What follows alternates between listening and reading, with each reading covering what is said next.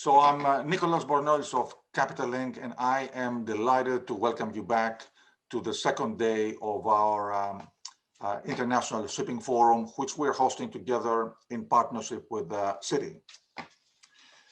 We are really privileged to start our second day with a particularly interesting and important panel. We have the opportunity to have a one-on-one discussion with Peter Georgiopoulos, as we all know him, Peter G. Peter is a person who really does not need introduction. So I will only mention that, as we all know, Peter is someone who has left his own imprint on the shipping industry. He is a person who has been involved in the business for a long time. He has made in his career ups and downs. Peter is a person who combines, he's a fighter, he's resourceful, he's resilient, he's really indefatigable. And among the many things that characterize Peter, and it's a long list, I can mention the fact that Peter is known not only for his financial acumen and for his ability to run shipping companies, but he is known for his ability to spot the right deals and to execute large, complicated transactions. Many times during his long career, he has bought large fleets. He has executed significant second-hand market transactions. So I think this is one element where Peter really stands so well in this industry, among many other. So let me start by welcoming Peter. And we discussed that it would be best not to look in the past, but to look forward. Of course, looking in the past, you have the lessons that you've learned, the experience you gained. But again, another of the things that characterize Peter is his ability to look forward. So our discussion will be to use his expertise and insight, talk about the industry today, and then talk about his future plans. So Peter, welcome. Thank you for being with us. Thank you. So you have a long involvement with shipping and capital markets. Can you share with us how you have seen the industry develop and evolve during all these years? What is different today compared to when you started? Well, I mean, it's sort of funny how, I'd say if you were to graph it, it'd go something like this. And what I mean, when we first took General Maritime public in 2001, which actually is 20 years ago, there wasn't a lot of capital markets. There weren't a lot of public companies. You had, old companies like OSG, which had been around forever, TK, but you didn't have that sort of rush of public companies or public debt issuance that you had a number of years ago. And then, we took General Maritime public. Then eventually Genco came public a few years later, and there was a whole rash of public companies, and public debt issuance, big bond issues, and now you've seen it come back again, where you don't see a lot of activity in the capital markets, which I think is sort of sad for the shipping business. I think it'd be, it obviously would be great if there was an active capital market for it. Right now, we just don't see it. So one of the things that has been on everybody's mind, as we have seen also with the panels we have in the forum, is fleet maintenance and fleet renewal. These are challenges that ship owners face every day, and especially today, given the uncertainty because of regulatory requirements, lack of clarity on fuels and engines and so on. So what do you think the impact of all these uncertainties will have on fleet supply and the overall market? Look, I think, again, this is just my personal opinion, I think it's going to limit the amount of new buildings, because I wouldn't build a new ship. I never liked doing new buildings historically. I like buying secondhand. But to order a ship today that I'm planning on, owning and operating for 20 plus years, I don't know what is going to happen in 20 years. I'm not even sure what's going to happen in 10 years. So to order a ship today, and then I find out that in 9 years, well, if it takes 2 years to deliver it, right, then 7 years. So in 7 years after delivery, I'm told that that fuel is not allowed, or you need to make major capital changes to the ship. You know, I'm not sure what is going to be there in 2030, 2040, 2050. 2050 is a little far out, but in the next 10 to 20 years, that I'd be worried about ordering a new ship today. Again, just not knowing what kind of fuel regulations there will be. I mean, I think it's a huge question mark. I think it is a huge question mark, and I think exactly the reluctance of owners to place new buildings hopefully will have a positive impact on the market, supply-demand balance, and so on. Exactly. Now let's move to technology. Technology has been playing a much bigger role across the board. So are there any areas where do you see technology having the biggest impact on shipping? You know, right now it's at the margins. You know, it's not as if there's been some, you know, I guess you could say, you know, the fuel efficient ships of a number of years ago was one technology jump. Now we're going to dual fuel. But I think in general, it's been at the margins. There hasn't been one big technological change, and I'm not sure that there will be a big one. You know, I think, unfortunately, these are big, you know, big assets that need to move. The most efficient way to move them is with an internal combustion engine. You know, so I think in that term, you're going to, you know, that's going to continue. What we need to do is figure out how to do it more efficiently, how to do it hopefully cheaper, how to do it cleaner. But again, right now I see it all at the margins. There hasn't been one big technological jump that you know, that'll take the industry forward. Peter, in your long career, you've managed fleets across every pretty much segment of the industry: tankers, product tankers, dry bulk, now chemical carriers.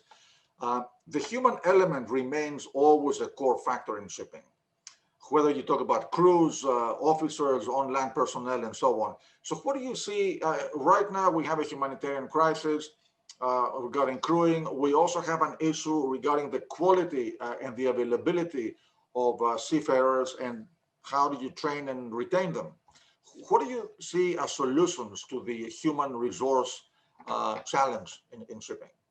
Look, it's a big issue. You know, if you go back historically, mariners came from, you know, Western Europe and America. You know, America had a, you know, going back 100, 200 years, America was a big maritime power. England obviously was a big maritime power. That shifted to countries like Norway and Greece. They became big maritime powers.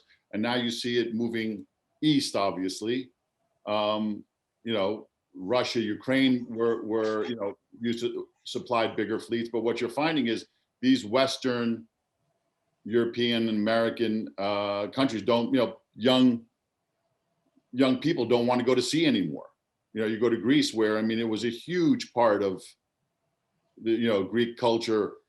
A huge number of young Greek men at the time, and now men and women, would go to sea and then come back and work in the offices eventually. And you're not seeing that. You know, young people don't want to go to sea.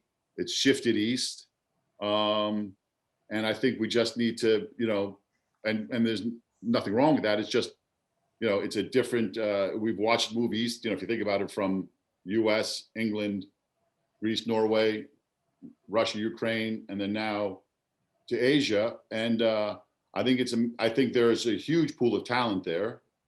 I think it's just a matter of the right training, understanding cultural differences. Obviously, language issues are important. So I think that, you know, as we look at the history, that is where the future is, in the East, and we just need to be aware of that. So let's move to a new topic, industry fragmentation. Shipping is a notoriously fragmented industry. During your long career in shipping, the companies that you have run have been industry consolidators. So I wanted to ask your opinion. There are a number of people who think that size matters, creating economies of scale and efficiencies. There are other owners who believe that, you know, small can be beautiful and they can compete on an equal footing with their peers. So what do you think is the right mix here? Does the industry need more consolidation? Will it change over time? I mean, right now we have so many regulatory changes, so many pressures from all over the place, and I think they're leading to more consolidation inevitably. But is that your opinion? So there's sort of three thoughts there that I have there. So the first one is that there is sort of a point, you know, if you have 2 or 3 ships, it's hard to compete because you need a certain infrastructure, and especially with all the regulations, you need a certain amount of, of a team to get things working. So there is a point where the economies of scale get you there. You know, I don't know if it's 20 ships or what the number is, but there's a point that you get there. And this is on the operating side, and you can compete against anyone. I think when you're talking capital markets, it's another issue. And I think, I'm not even sure if there are any companies in the world that are big enough to satisfy the capital markets today in terms of size. You look at the size of companies in the public markets, and they're massive. And then you look at the shipping companies, and I think it'd be very hard to have a shipping company big enough to compete in the capital markets, to get the kind of attention that you might want. The third point is that it sort of ties into what you said, the human element. The other interesting thing about shipping, I think, is that there's a little bit of a cult of personality. Like, people don't talk about Frontline, talk about Fredrickson. He is Frontline. Frontline is him, as an example. Most people can't pronounce my last name, that's fine, so I became Peter G. But there's a little bit of a cult of personality in shipping where many times people don't even know the company's name. They refer to the owner, especially, you think in Greece, a lot of people don't know, don't mention the company's name. It's, such and such an owner, or such and such, an owner. And I think that ties into the human element also. And I think, that has its pluses and minuses. It makes the industry fun and interesting. And you have these sort of big personalities, some of these big personalities in the business. But then I think that limits it in terms of consolidation, because you get 2 giants and each one thinks he's wants to be the survivor. Peter, you mentioned about capital market. Sorry. He or she wants to be the survivor. Of course. So you mentioned about capital markets, and you opened the window to our next question.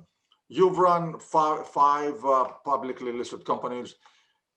Shipping is part of the capital markets, but still remains a small part of the overall capital markets. What do shipping companies need to do to attract more investor attention? And also, I found it very interesting. You've been a person who has been so much involved with the public market. Your latest acquisition, you mentioned you would rather keep it private. So do you think, what is the trade-off between private and public when it comes to shipping companies?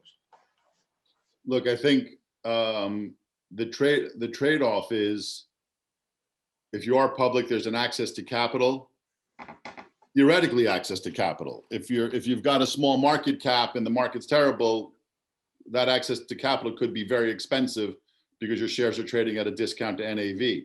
I think for what I have, for this point in my life, I'm not that interested in being part of a public company. I'd prefer to just keep this company private. That's not a reflection on the capital markets. I don't think I could take a company public today. Not me, anyone. I think that window is mostly shut for the time being. That doesn't mean to say that there will be a time when that window opens again. It's not there now.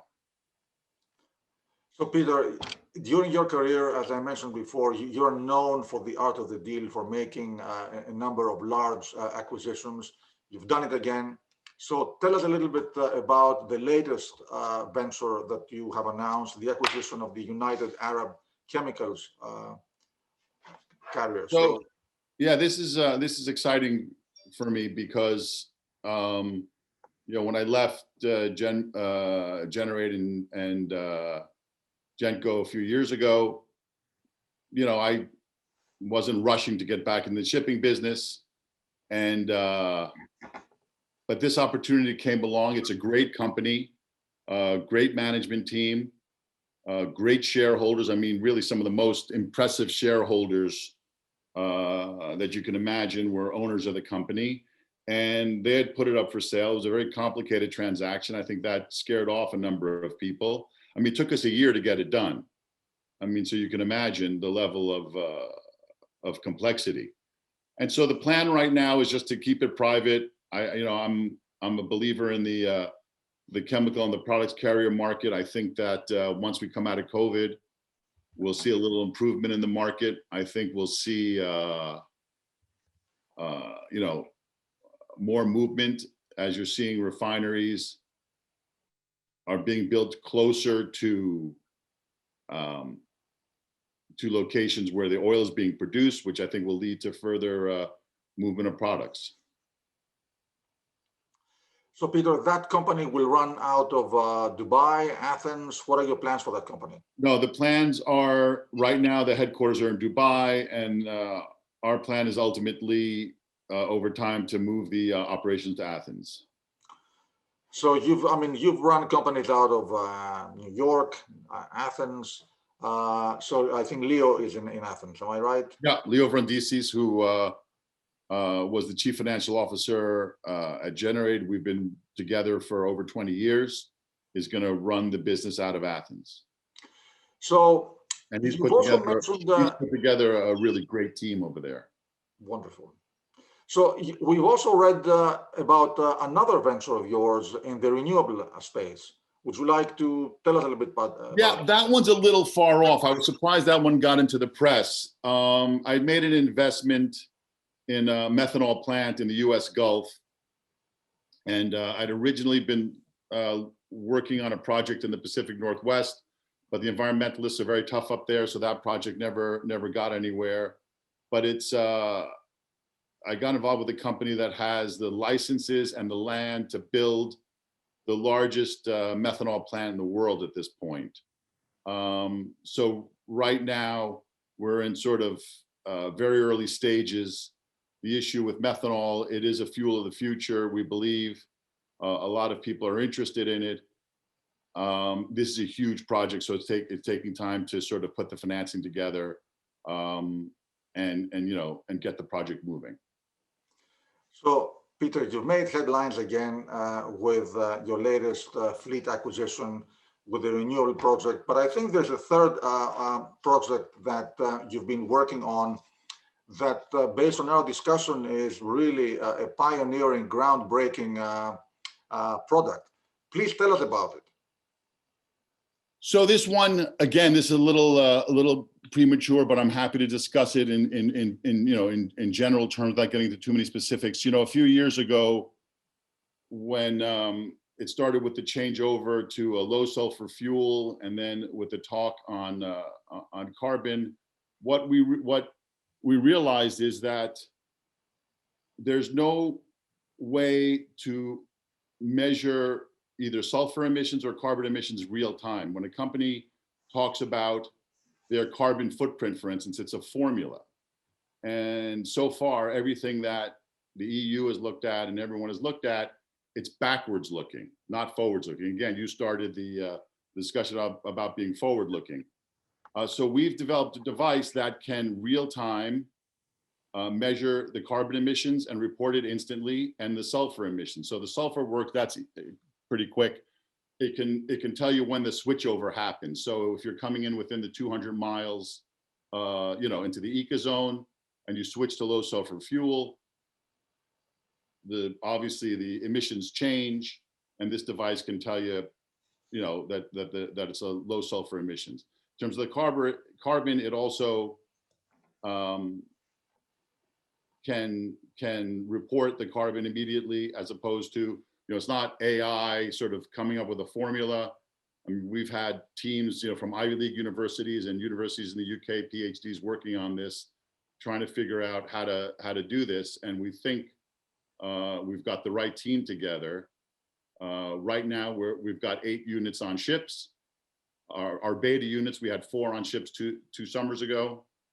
And so we believe that this is you know, not backwards looking, not some kind of formula. This is, you know, real emissions and real data, which we think is going to be very important for the industry. So Peter, if I understand it correctly, right now, regulatory compliance regarding environment is the topic of the day, the challenge that the industry is facing. And what you're coming up with gives the ability for the first time to track real performance, real data, and report them, both on the sulfur, low sulfur, and the carbon footprint. Correct. Is there any other device like that in the market right now? Are you the first one coming out with this? Nothing that we've seen. We've not seen anything like this. So exactly as you mentioned, this gives the ability to do real-time monitoring as opposed to using a formula that is not real-time monitoring.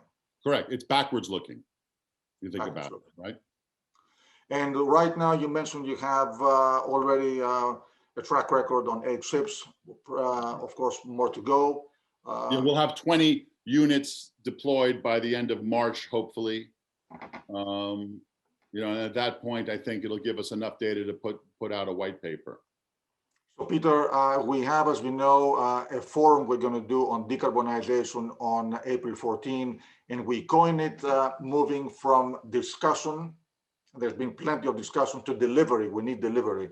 So I think, I hope we can have you again there to elaborate in a month and a half more details on this groundbreaking product. Yeah, hopefully. I think by then it'll be, you know, we'll be in a better position to talk about it.